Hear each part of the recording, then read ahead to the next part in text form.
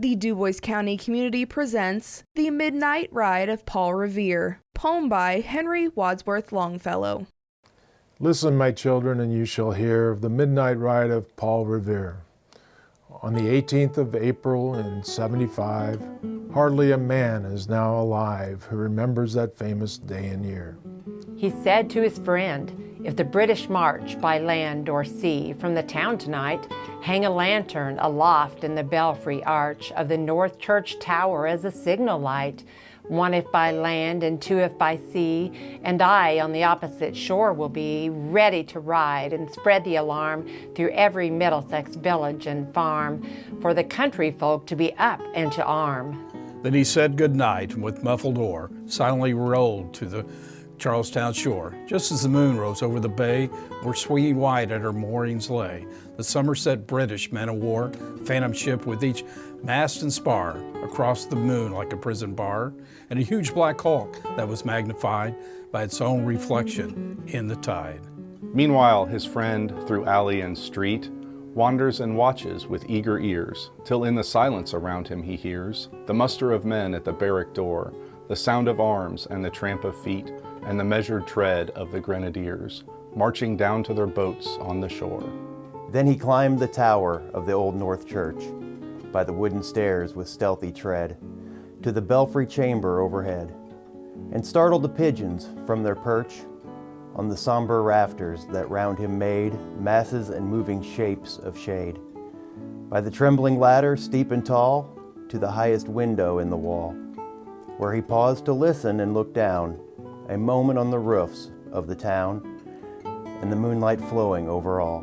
Beneath in the churchyard lay the dead, in their night encampment on the hill, wrapped in silence so deep and still that he could hear, like a sentinel's tread, the watchful night wind as it went creeping along from tent to tent, and seeming to whisper, all is well. A moment only he fills the spell of the place and the hour and the secret dread of the lonely belfry and the dead. For suddenly all his thoughts are bent on a shadowy something far away, where the river widens to meet the bay, a line of black that bends and floats on the rising tide like a bridge of boats.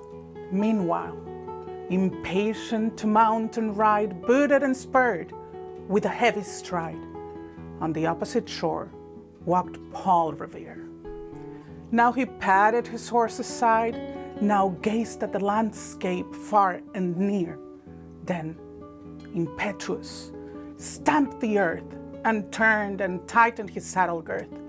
But mostly, he watched with eager search the belfry tower of the Old North Church, as it rose above the graves on the hill, lonely and spectral and somber and still.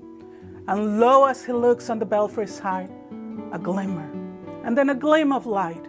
He springs to the saddle, the bridle he turns, but lingers and gazes till full on his side, a second lamp in the belfry burns. A hurry of hoofs in a village street, a shape in the moonlight, a bulk in the dark, and beneath from the pebbles in passing a spark, struck out by a steed flying fearless and fleet. That was all, and yet, through the gloom and the light, the fate of a nation was riding that night. And the spark struck out by that steed in his flight kindled the land into flame with its heat. He has left the village and mounted the steep, and beneath him, tranquil and broad and deep, is the mystic meeting the ocean tides, and under the alders that skirt its edge, now soft on the sand, now loud on the ledge, is heard the tramp of his steed as he rides. It was 12 by the village clock. When he crossed the bridge into Medford town, he heard the crowing of the cock and the barking of the farmer's dog, and felt the damp of the river fog that rises after the sun goes down. It was 1 by the village clock when he galloped into Lexington. He saw the gilded weathercock swim in the moonlight as he passed, and the meeting-house windows, blank and bare, gazed at him with a spectral glare, as they already stood aghast at the bloody work they would look upon.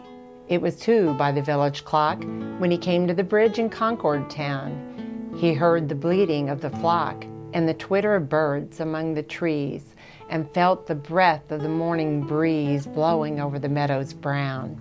and one was safe and asleep in his bed. Who at the bridge would be first to fall? Who that day would be lying dead, pierced by a British musket ball? You know the rest in the books you've read, how the British regulars fired and fled, how the farmers gave them ball for ball from behind each fence and farmyard wall, chasing the redcoats down the lane, then crossing the fields to emerge again, under the trees at the turn of the road, and only pausing to fire and load.